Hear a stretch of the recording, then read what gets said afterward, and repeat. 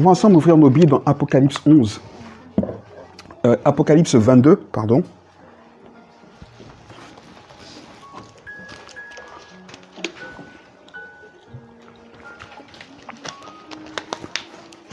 Le livre de l'Apocalypse est un livre qui nous fait peur et je me rends compte qu'on n'en parle pas beaucoup dans l'Église. Alors, je vous rassure déjà, je ne vais pas parler de choses apocalyptiques ce matin. Mais bientôt, je vais en parler parce que je me rends compte qu'on ne parle pas assez des choses qui vont arriver. Et je vais vous dire la vérité. Si nous les croyants, on a peur de la mort comme les non-croyants, c'est un vrai problème. Et je ne vous dis pas vous savez, ce n'est pas cette déclaration, je suis sauvé, j'irai au paradis, qu'on dit comme ça. Si quand on réfléchit vraiment à quand nos yeux vont se fermer et quand notre souffle va partir, on n'est pas rassuré, on a un problème. Donc on doit vraiment le considérer. On doit vraiment y penser, se dire, est-ce que je suis prêt vraiment à entrer à faire ce pas dans cet inconnu? Ou après, je sais que mon corps sera mis en terre, mais est-ce que je suis prêt? Si on n'a pas cette assurance et qu'on n'est pas prêt à attendre ce moment comme un moment de joie finalement, parce que Paul a dit, Christ est ma vie, la mort est un gain. Si on n'attend pas la mort comme un gain, on a un problème. Et à cause de ça, bientôt, je vais parler de l'Apocalypse. Parce qu'il faut que quand on pense à notre mort, on soit joyeux. Un jour, je vais mourir, alléluia. Mais la mort, c'est une malédiction pour une bénédiction. Amen ou pas? C'est une malédiction, mais Dieu l'a transformée en bénédiction. Et pour entrer dans cette bénédiction éternelle, il faut qu'on passe par la mort. Et je pense que ça va nous donner de reconsidérer beaucoup de choses dans notre vie. Notre rapport à ce qu'on aime. Ça va raviver en nous le désir, le besoin d'annoncer l'évangile à ceux qu'on aime par tous les moyens. Ok. Je sème ça un peu dans vos cœurs pour que vous compreniez. Parce que la Bible dit qu'il est donné à l'homme de mourir une seule fois. Après quoi vient le jugement.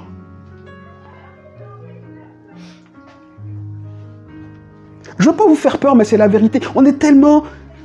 C'est pas mon sujet, mais j'ai besoin de le dire. On est tellement fixé sur les choses dont on a besoin sur cette terre. Mais si on ne les a pas, ça change quoi? La Bible dit, tu es un insensé, toi qui cours après tout ça. Parce que si tu meurs aujourd'hui, tu feras quoi de toutes les choses après lesquelles tu cours? Notre bien-être, on cherche notre bien-être, on doit t'aider. Mais si tout ça, tu meurs là, maintenant tu fais quoi de ça? C'est pourquoi cherche des trésors là où ils ne peuvent pas périr.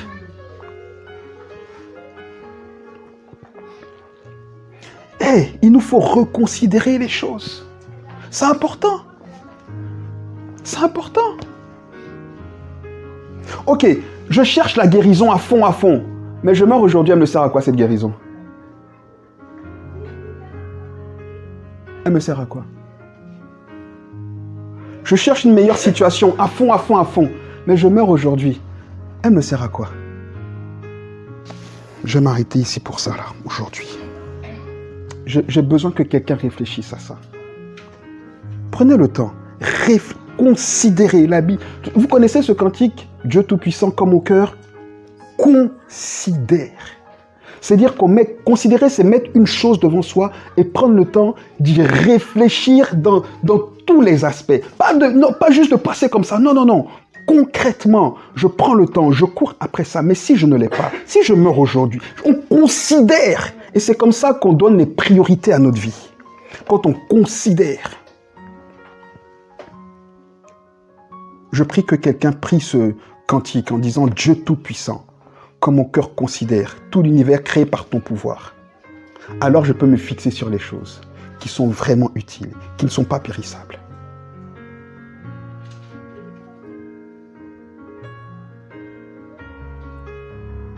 Amen.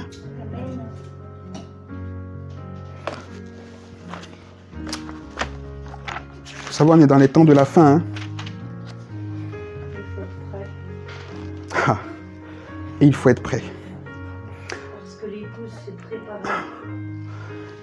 Apocalypse 22. On va lire le verset 6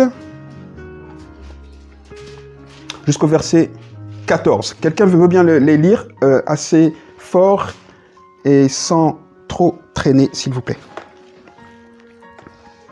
L'ange me dit, ces paroles sont vraies et entièrement dignes de foi. Dieu le Seigneur, qui a inspiré ses prophètes, a envoyé son ange pour montrer à ses serviteurs ce qui doit arriver bientôt. Voici, dit Jésus, je viens bientôt. Heureux celui qui obéit aux paroles prophétiques de ce livre. Moi, Jean, j'ai entendu et vu tout cela. Après avoir entendu et vu ces choses, je me prosternais aux pieds de l'ange qui me les avait montrées et j'allais l'adorer. Non, me dit-il, ne fais pas cela. Je suis ton compagnon de service et celui de tes frères, les prophètes et de ceux qui obéissent aux paroles de ce livre. Adore Dieu. Et il ajouta, ne tiens pas secrètes les paroles prophétiques de ce livre, car le temps de leur accomplissement est proche. Que celui qui commet le mal continue à mal agir, que celui qui est impur continue à s'adonner à l'impureté, mais que celui qui est juste continue à faire ce qui est juste, et que celui qui est saint continue à se purifier. Oui, dit Jésus, je viens bientôt. J'apporte avec moi mes récompenses pour rendre à chacun selon ses actes. Je suis l'alpha et l'oméga, le premier et le dernier, le commencement et la fin. Dernier verset, oui, vers 14. Heureux ceux qui lavent leurs vêtements. Ils auront le droit de manger du fruit de l'arbre de vie et de franchir les portes de la ville. Alléluia. Alléluia. Ah. Moi, quand j'entends ça, mon cœur est... Il est encouragé, ça me fait du bien. J'ai pas peur. Je me dis, waouh, ça va être merveilleux. Mais regardez, écoutez avec moi ce que dit Jésus. Il dit au verset 12, « Voici, je viens bientôt, et ma rétribution est avec moi. Pour rendre à chacun selon ses actes. » Ça, il faut que chacun de nous ici le considère. Jésus vient bientôt. Et avec lui, sa rétribution, juste, toujours. Parce qu'il s'appelle le juste juge. Et il récompensera chacun selon les actes que chacun a commis. Selon les choix que chacun de nous avons fait.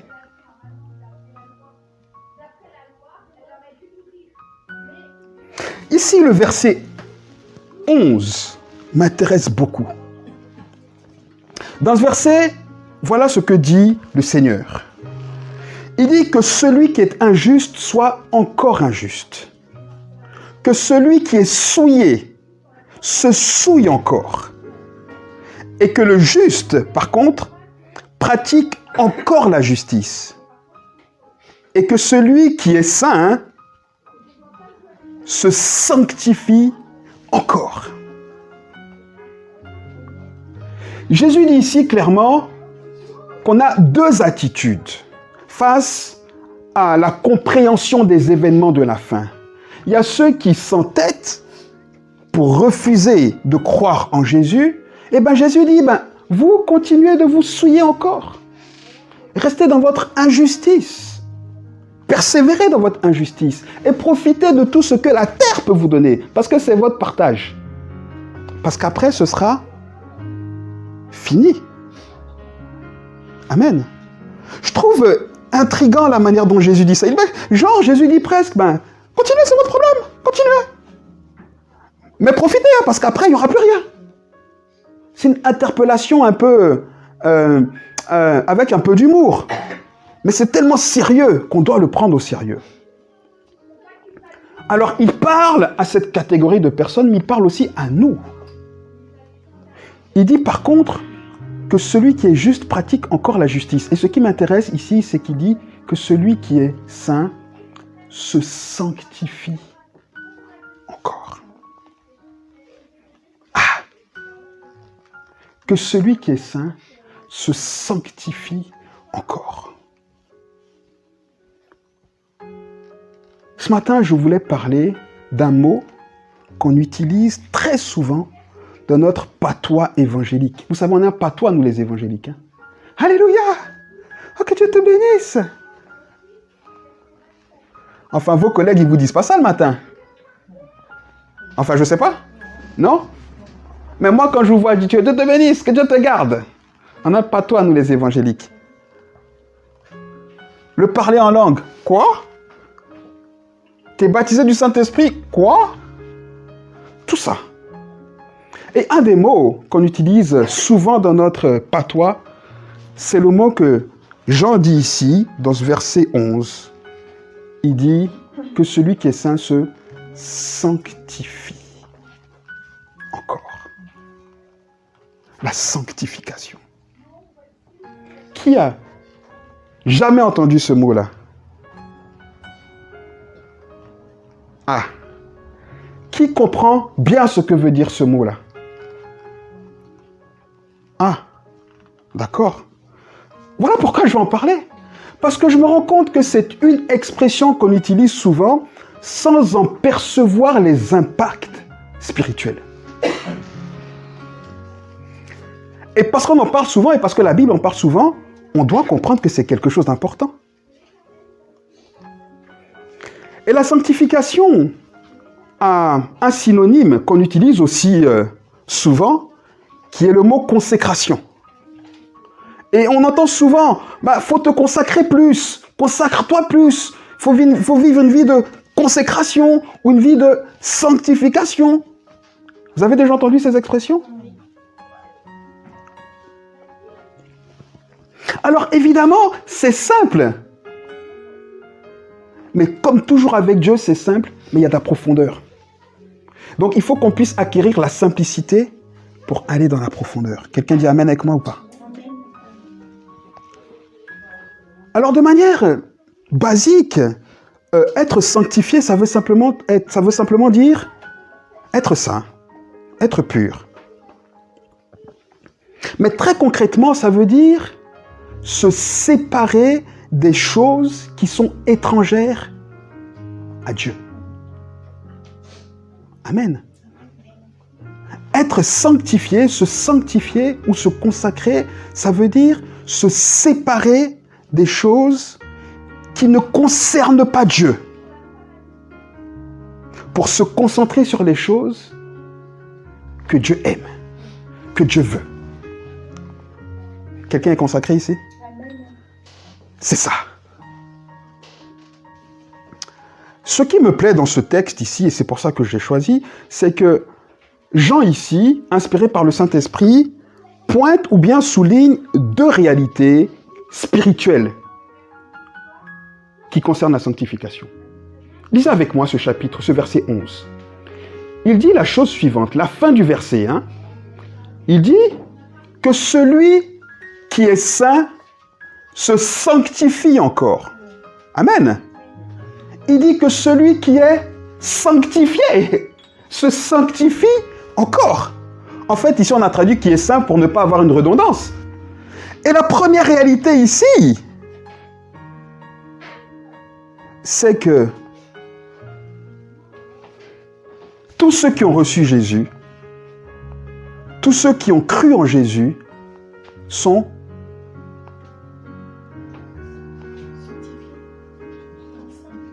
voyez comme vous avancez prudemment. Et vous avez raison, parce qu'il faut réfléchir en même temps. Hein? Mais oui. Lisons vite fait 1 Corinthiens 1. Il faut que ça aussi se soit posé dans votre cœur. Et il faut que vous vous positionnez par rapport à ça. Parce que quand on ne sait pas les choses, on peut pas vivre en fonction. Si je cherche un cordonnier et que je ne sais pas qu'il y en a un à Dole, je vais me casser la tête pour essayer de réparer mes chaussures moi-même. Amen ou pas? Et c'est souvent ce qu'on fait. On se casse la tête pour faire des choses simplement parce qu'on ne les sait pas. On ne les a pas acquises.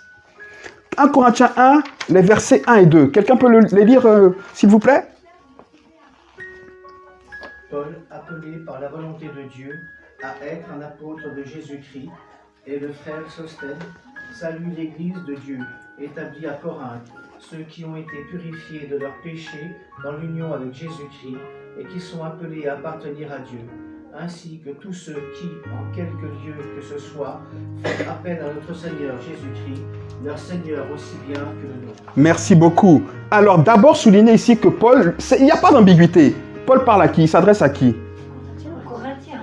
Et lisez ce qu'il écrit. Il dit à qui? Verset 2. À l'église de Dieu qui est. Voilà, à l'église, pas à tous les Corinthiens. Ah, attention. Ah oui. Ah, il s'adresse à l'église de Dieu qui est à Corinthe. D'accord? Et qu'est-ce qu'il leur dit? Il dit, je m'adresse à l'église de Dieu qui est à Corinthe, à ceux qui ont été sanctifiés en Jésus-Christ. Ceux qui sont de l'église de Dieu à Corinthe ont été sanctifiés. Amen ou pas? Il n'y a pas d'ambiguïté. Hein? Paul dit que si tu es dans l'église, tu as été sanctifié et tu es appelé à être saint.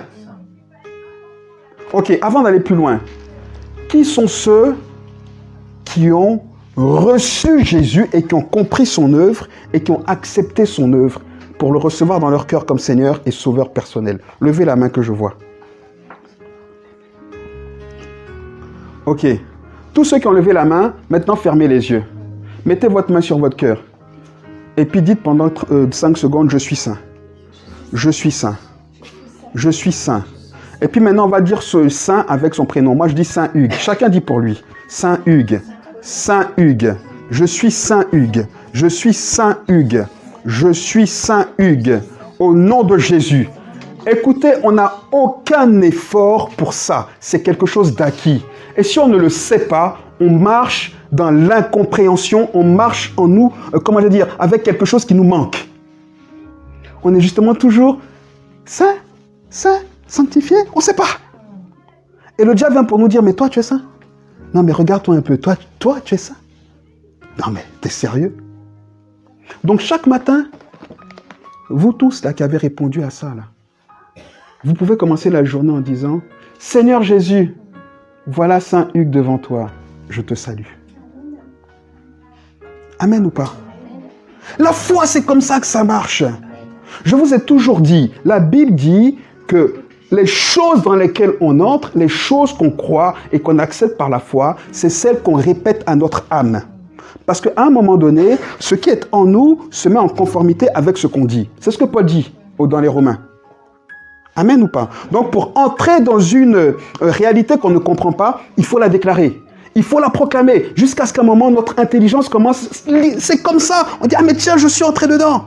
Si tu dis par exemple, je crois que Dieu va me guérir, je crois en la guérison, tu vas commencer à dire, Seigneur, merci pour ma guérison. Même si tu es malade, même si tu sens la douleur, et puis à un moment, un matin, tu te réveilles et tu dis, mais on a vu une de nos filles, Stéphanie, pareil. Elle s'est levée un matin, on lui a dit, elle ne peut plus marcher. Elle était à l'hôpital, elle ne peut plus marcher. On a prié, j'ai dit, tu vas marcher. Elle s'est levée, elle est aux toilettes, elle revient. Je dis, mais je suis en train de marcher. Et quand elle a fait comme Pierre, quand elle s'est rendue compte, elle a commencé à... Parce que Dieu agit au-delà de ce qu'on est capable de comprendre. N'essayez pas de mettre Dieu dans vos casiers. Il n'entrera jamais dans vos casiers. Si vous pensez, Dieu, je vais sortir ici, il va faire arrêter la pluie, moi je vais marcher sur l'eau, il ne fera pas. Il peut le faire, mais il ne fera pas. Parce que vous êtes en train de lui dire, je sais comment tu fonctionnes. Attendons-nous à lui et laissons-le faire comme il veut. Et même quand on ne croit pas, croyons qu'il a fait. Pas parce qu'on le croit, parce qu'il a dit. Amen ou pas? Donc on est saint. Donc le matin, dis, je ne vous demande même pas de faire la promesse, c'est pour vous. Celui qui ne veut pas, il ne le fait pas. C'est tant pis pour lui. Que celui qui ne le fasse pas se sente encore moins saint, comme dit Jésus. Mais si vous avez besoin de ça comme moi, chaque matin, dites, Seigneur, voici Saint Hugues, je te salue. voici Sainte Stéphanie, je te salue. Amen ou pas? Ok. On est saint, on est déjà sanctifié. Donc la sanctification, le premier aspect de la sanctification que Jean souligne dans ce passage, c'est que tous ceux qui ont cru en l'œuvre de Jésus sont déjà sanctifiés. On était sanctifiés, amen. Et on n'a pas eu besoin et on n'a rien pu faire pour cela. C'est simplement l'œuvre du Saint-Esprit. C'est que quand on croit en Jésus, le Saint-Esprit, il nous prend, il nous lave de nos péchés. Ça, on ne le sait pas. On peut le sentir dans notre esprit. On peut sentir que hier, on était pris par la culpabilité et que depuis qu'on a dit « Seigneur, je te donne tout ça », on a comme un poids qui est parti. On n'a rien fait pour, mais il a pris parce qu'il nous a lavés, il nous a sanctifiés. Et quand il nous a sanctifiés, qu'est-ce qu'il a fait? Il a dit « Eh bien, Père », le Saint-Esprit, Dieu le Saint-Esprit, a dit au Père, à Dieu le Père, « Père, maintenant, tu peux le prendre. » Dieu a regardé, il dit, t'es sûr? Il dit, oui, oui. Il est passé par le sang de qui? De Dieu le Fils, le Jésus. Amen. Et donc, il nous a pris et il nous a consacrés à Dieu. Il a littéralement changé notre état, littéralement changé notre nature. Avant, on était incapable d'être apprécié par Dieu et maintenant, on est déclaré saint par Dieu. Amen.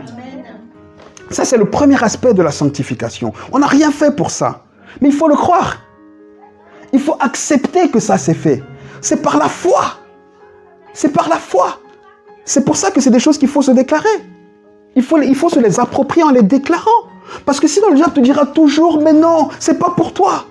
Mais tu n'es pas saint, voyons. Mais regarde ta vie tous les jours. Regarde comme toi, tu es saint. Il faut se les approprier. Sinon, on laisse la porte ouverte au mensonge du diable. Amen ou pas? Amen ou pas? Moi, j'ai besoin de ça, hein. Je l'ai fait à ma conversion, mais je continue encore de le faire. Quand le diable vient pour dire, non mais t'as vu ce que t'as fait là, non mais voyons, oh, monsieur le pasteur. Je dis, monsieur Lucifer, va loin, je suis Saint Hugues. Ça ne dépend pas de mes capacités, parce que j'étais incapable de faire quoi que ce soit pour ça. Ça dépend de l'œuvre de Jésus, de l'œuvre du Saint-Esprit. Amen ou pas? Et donc, la première chose, c'est ça, c'est qu'on est sanctifié, on est consacré, c'est-à-dire on est coupé des choses qui ne concernent pas Dieu par le Saint-Esprit pour être dédié à Dieu. Amen ou pas? C'est pour ça que Paul dit de nous qu'on est les, il dit, on est il dit ici, voilà, on est l'église de Dieu. On est des nouvelles naissances. On est le corps de Christ. Amen ou pas? On est le corps de Christ. On a une identité nouvelle. On n'est pas les Corinthiens, là. On n'est pas tous les Dolois, nous. Non, non, non. Nous, on est les saints qui sommes Adol. On est l'église de Dieu qui est Adol. Ou Auxonne, peu importe, mais on est l'église de Dieu qui est dans cette région-là. Quelqu'un dit Amen ou pas? C'est ton identité. Première chose. Deuxième réalité. Il dit donc que celui qui est saint, donc ça c'est la première réalité, mais il dit que celui qui est sanctifié se sanctifie encore. Et donc vous comprenez bien avec moi que même si on a été initialement sanctifié, il faut qu'on se sanctifie encore. Et c'est bien dit là, progresse dans la sanctification. C'est ça la vie de sanctification, la vie de consécration. C'est cette progression dans la sanctification. C'est ça. Amen ou pas? Donc on doit encore et encore être sanctifié. Lisez avec moi Hébreux 12, verset 14, s'il vous plaît. Ça va, vous êtes là? Alléluia, alléluia, alléluia. Je sens dans mon cœur que le Seigneur est en train de libérer quelqu'un de quelque chose. Hein. Je sens dans mon cœur. Alléluia. Ça peut être le départ d'une expérience nouvelle avec Dieu pour quelqu'un ce matin. Et c'est ce que je prie au nom de Jésus. Hébreux 12, le verset 14.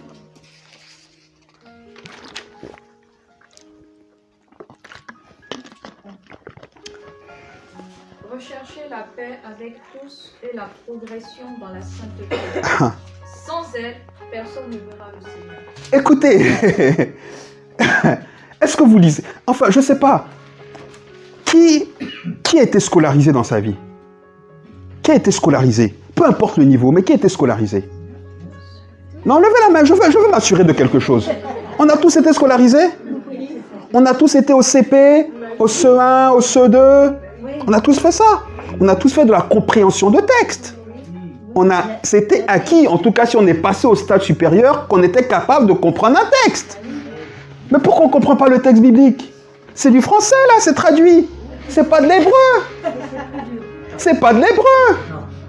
Il dit, l'auteur de l'Épître aux Hébreux dit, recherchez la paix. Redis ta version, s'il te plaît. Recherchez la paix avec tous et la progression dans la sainteté. Attends, il dit quoi? Recherche. Quand quelqu'un a perdu, quand on lance une alerte, qu'est-ce qu'on dit? On va à la recherche de la personne. Si je vais à l'école chercher mes enfants, je sais où ils sont. Je dis quoi? Je vais les... Est-ce que c'est la même chose? C'est pas la même chose. La recherche, c'est quelque chose qui nous demande un effort. C'est quelque chose, on doit, c'est-à-dire, il y a une notion d'effort, parce que c'est important. C'est quelque chose qu'on ne sait même pas peut-être comment acquérir, c'est-à-dire qu'on va comment je vais dire ça, on ne sait pas trop. On recherche, dans l'espoir de trouver. On ne va pas juste chercher la sanctification. Non. Mais le problème, c'est ça. C'est la compréhension de texte. Oh, moi, je cherche... Non, on ne cherche pas la sanctification. De toute façon, on ne peut pas s'asseoir sur les acquis. On est sanctifié, mais Jean et toute la Bible nous dit qu'avec cette sanctification initiale, on doit rechercher la vie de sanctification. Rechercher. Clair, hein? Et il dit pourquoi il faut rechercher, pas simplement chercher. Pas simplement, il dit il faut rechercher, il explique pourquoi. Pourquoi? Il dit à la fin du verset, qu'est-ce qu'il dit? Sans elle, personne ne verra le Seigneur. Ah! Donc je peux être sanctifié et ne pas voir le Seigneur? C'est possible. L'auteur de l'Épître aux Hébreux dit oui, mais si tu es sanctifié initialement et que tu ne recherches pas la sanctification, tu ne verras pas le Seigneur. Ah! Attention, qu'est-ce qu'il est en train de dire là, Hugues, hein? Ah. Ok. On va finir avec ça. On va regarder rapidement 2 exemples. 2 personnes qui sont assez semblables. On va aller dans Luc. Luc 18.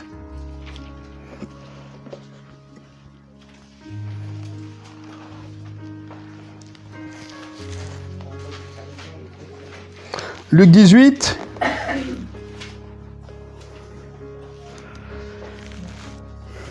au verset 18. Je vais lire. Un chef interrogea Jésus et dit, « Bon maître, que dois-je faire pour hériter la vie éternelle ?» Jésus lui répondit, « Pourquoi m'appelles-tu bon? Il n'y a de bon que Dieu seul. Tu connais les commandements. Tu ne commettras point d'adultère, tu ne tueras point, tu ne déroberas point, tu ne diras point de faux témoignages, honore ton père et ta mère. » J'ai dit, dit-il, observez toutes ces choses.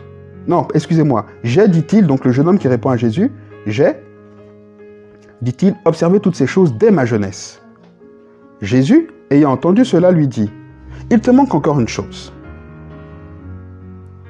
Vends tout ce que tu as, distribue-le aux pauvres, et tu auras un trésor. Soulignez les mots. Compréhension des textes. Un trésor dans les cieux.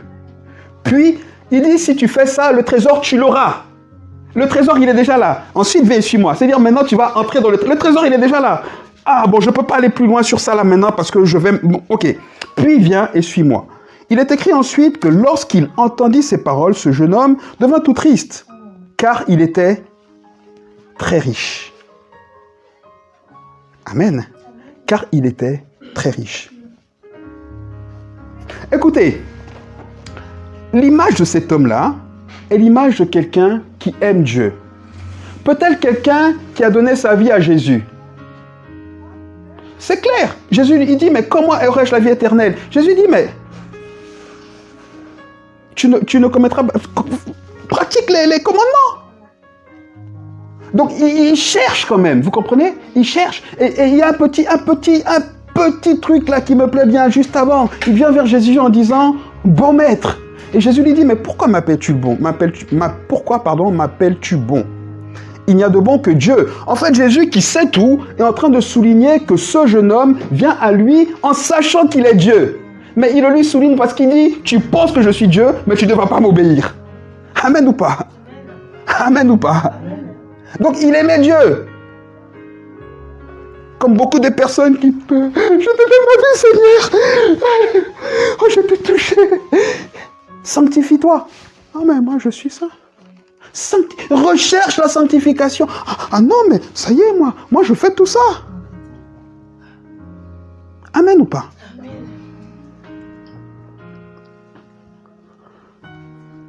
Parce que la sanctification, je l'ai dit, c'est se séparer des choses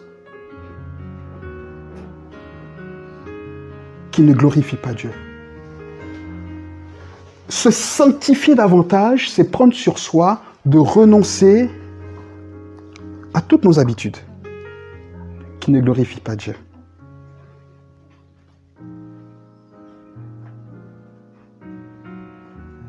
Oh, mais vous savez, maintenant c'est comme ça, c'est les jeunes. Hein. À 14 ans, on fréquente, à 16 ans, on couche, bah, tout le monde le fait, c'est comme ça. Alors mes enfants, ils peuvent le faire. Mais ça ne glorifie pas Dieu.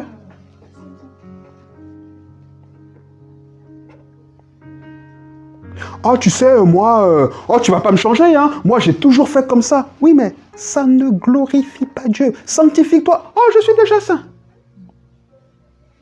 C'est le jeune homme riche.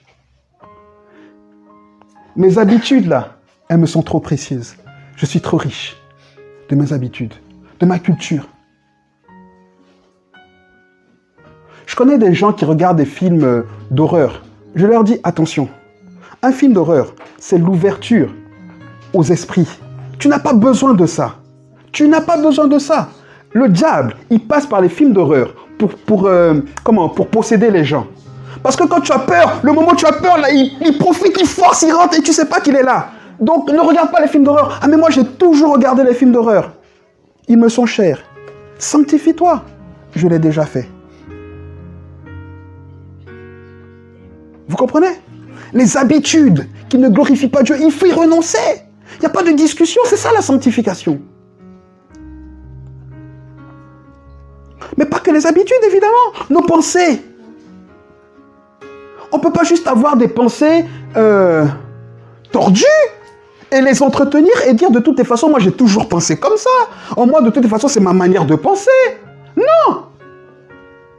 Oh, tes façons autour de... moi, dans ma vie, il n'y a que moi. Moi, c'est comme ça, tes façons, c'est comme ça. Je fais rien de méchant aux autres, mais moi, il n'y a que moi. Non. Sanctifie-toi. Je l'ai déjà fait. Sanctifie-toi. Je l'ai déjà fait. Amen ou pas? Amen. Nos choix. Tu fais un choix, il n'est pas bon. Tu fais un deuxième choix, il n'est pas bon. Mais tu arrêtes.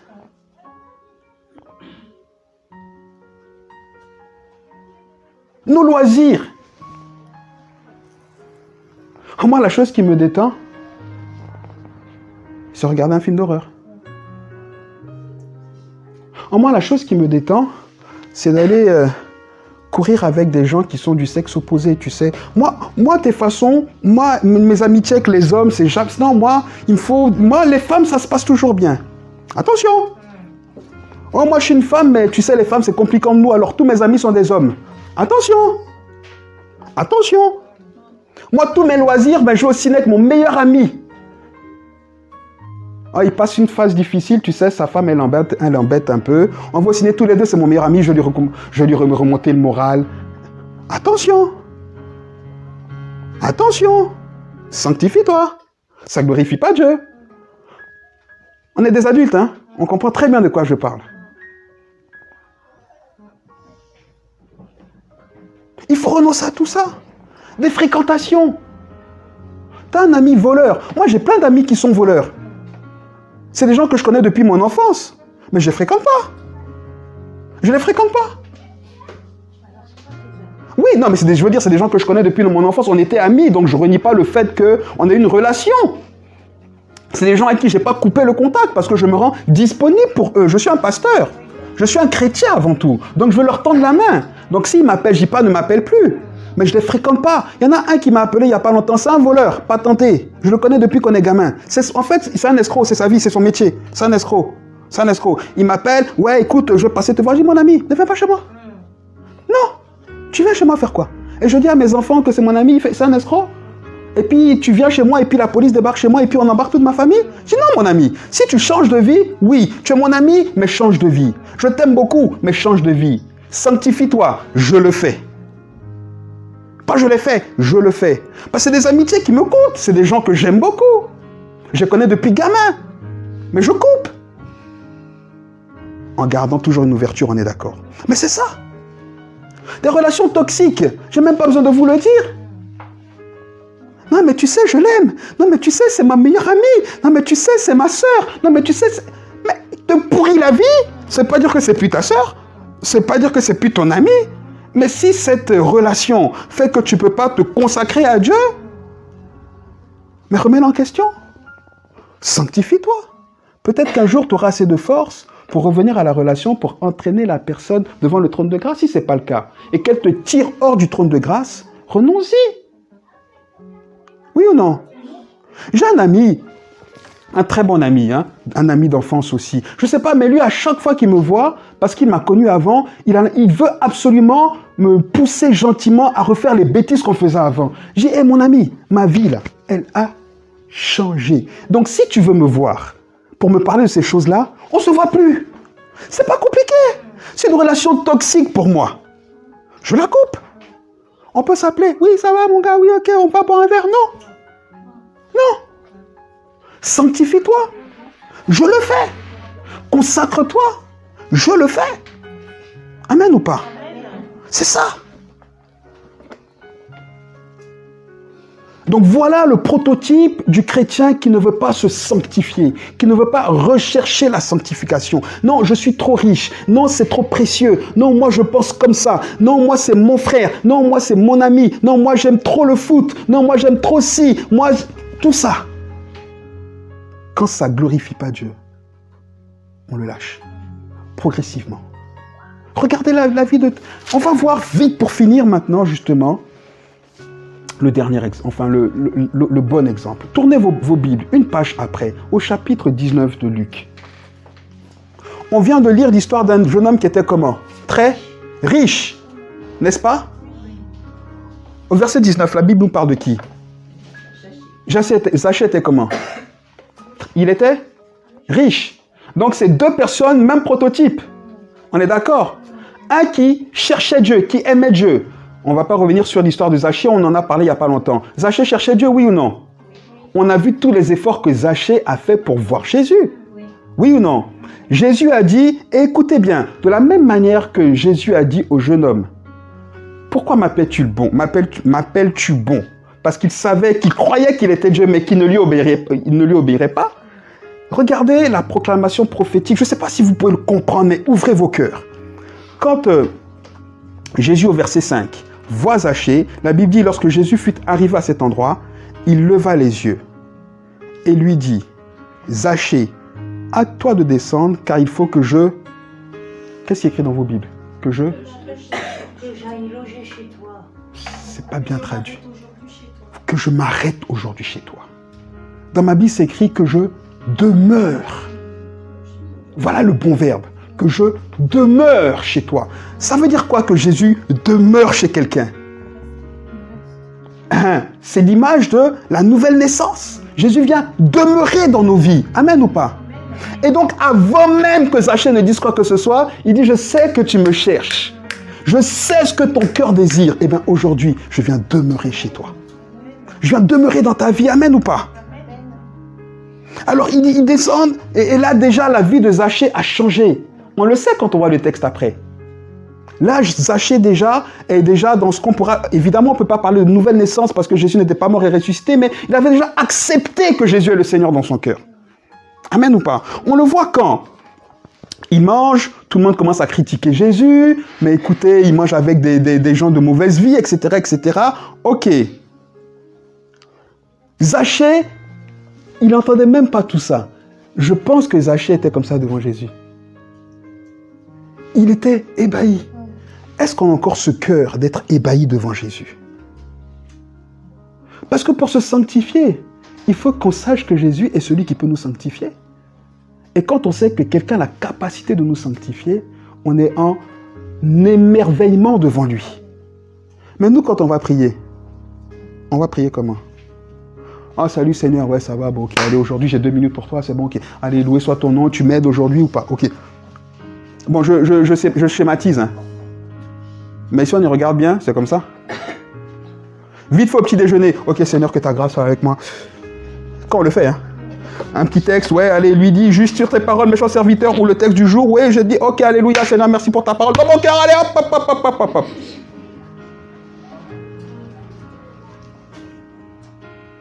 Non, Zachée, il regardait Jésus. Il n'entendait même plus, on disait, mais Zachée, t'es un voleur, il n'a rien à faire, il n'entendait même pas. Il voyait Jésus. Jésus. Jésus.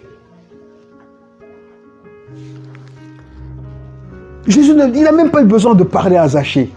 Zachée n'a pas eu besoin de dire à Jésus, regarde ma vie, comme nous on fait là. Seigneur, mais il sait, on est toujours en train de se plaindre, nous. Il n'a pas dit, mais regarde ma vie, tu vois, tout le monde me prend pour un pécheur. Regarde comme je suis, personne ne m'aime, oh je souffre. Il n'a pas dit ça. Nous on vient avec Jésus, devant Jésus avec nos malheurs, notre liste comme ça, les longues de malheur, et puis notre louange, elle est juste ici. Oh regarde, j'y arrive pas. Regarde, mais qu'est-ce que j'ai fait? Et pourquoi? C'est toujours moi. Ah bon, c'est toujours toi. Seigneur, aide-nous.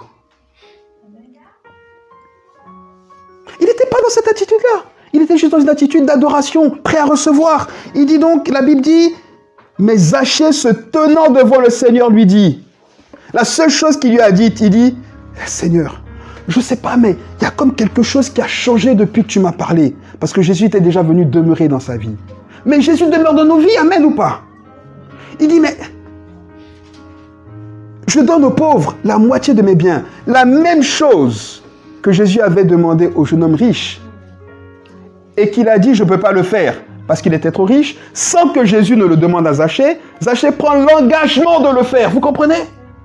Il dit, je donne... Et même si j'ai tort, même, et si j'ai fait tort de quelque chose à quelqu'un, je lui rends le quadruple. Jésus dit, mais toi tu es sanctifié initialement, et tu te sanctifies encore. Tu as compris la recherche de la sanctification. Sachez, quel riche ne compte pas sur sa richesse? Dites-moi. Quel riche ne s'identifie pas à sa richesse? J'ai lu quelque part, et je vais finir avec ça, j'ai lu quelque part que la fille de Bill Gates est allée dans un restaurant et après avoir fini de manger, elle a donné un pourboire de $100. Bill Gates est venu quelque temps après dans le même restaurant, il a donné un pourboire de $10.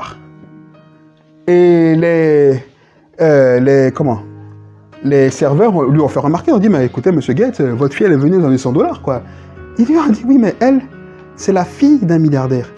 Moi, je ne suis pas le fils d'un milliardaire. Je suis milliardaire, mais je ne suis pas le fils d'un milliardaire. Pourquoi? Parce qu'il tient à sa fortune. Il tient à sa fortune. Parce que son identité se trouve dans sa fortune.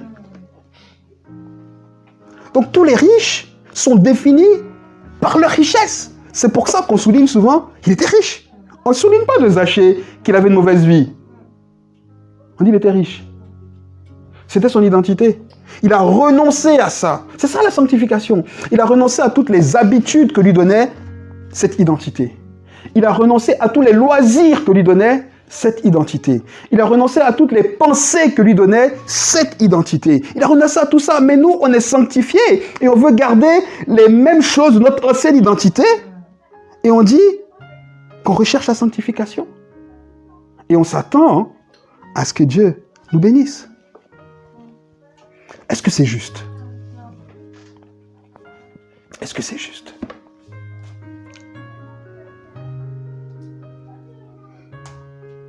Recherchez avec tous les autres la vie consacrée. faites tous vos efforts pour renoncer à toutes les choses que vous tenez encore, mais qui ne glorifient pas Dieu. Toutes les choses, ce n'est pas que les biens. C'est nos souhaits, nos objectifs, nos désirs, nos pensées, nos relations, nos projets. Ah, les projets. Ah, les projets. On dit que les projets nous donnent de vivre. Ça maintient notre vie. Eh bien, projetons-nous dans la nouvelle Jérusalem. Et puis on vivra beaucoup mieux. Amen ou pas? Imaginons-nous dans la nouvelle Jérusalem en disant, mais qu'est-ce que je pourrais bien faire? Mais il y aura Jésus. Mais est-ce que je serai comme Zachée ébahi devant lui? Est-ce que je pourrais passer ne serait-ce qu'une minute loin de lui? Parce qu'il va me montrer toutes les facettes de sa gloire, ces facettes qui sont éternelles. Vous comprenez? C'est ça. Et je vous encourage pour finir. Il y a un cantique, une chanson très populaire qui est chantée par, comment il s'appelle? I Can Only Imagine. C'est un groupe. Mercy Me, un groupe américain. Mercy, la grâce en anglais, avec un Y, mercy avec un Y, me. Cherchez-le. Il y a une version française. Je ne peux imaginer. Cherchez-le et méditez ce texte. Méditez. Méditez. Et dans cette chanson, il dit, je ne peux m'imaginer le jour où tu viendras. Le jour où je te verrai. Il dit, Seigneur, est-ce que je me serai à genoux devant toi? Est-ce que je danserai devant toi? Est-ce que je pourrais chanter Alléluia? Qu'est-ce qu'il dit? Voilà des bonnes choses qu'on doit... Voilà les projets qu'on doit imaginer, les pensées qu'on doit avoir. Si je te vois physiquement, Seigneur, comment je serai? Est-ce que je serai comme ce jeune homme riche ou est-ce que je serai comme Zachée? Voilà les pensées qu'on doit entretenir. Et plus on réfléchit comme ça, plus on se détache de toutes les choses qui nous opportunent et qui nous empêchent de marcher dans cette consécration, dans cette vie dédiée à Dieu. Parce que c'est ça la consécration, dédier sa vie à Dieu. Et quand on partage cette vie et qu'on la dédie à autre chose, moitié à quelque chose et moitié à Dieu, on n'est pas dans la consécration. C'est Dieu d'abord. Et le reste loin derrière. Parce que c'est Dieu qui nous donne le reste. Amen ou pas? Est-ce qu'on peut se lever et prier ensemble quelques minutes, s'il vous plaît?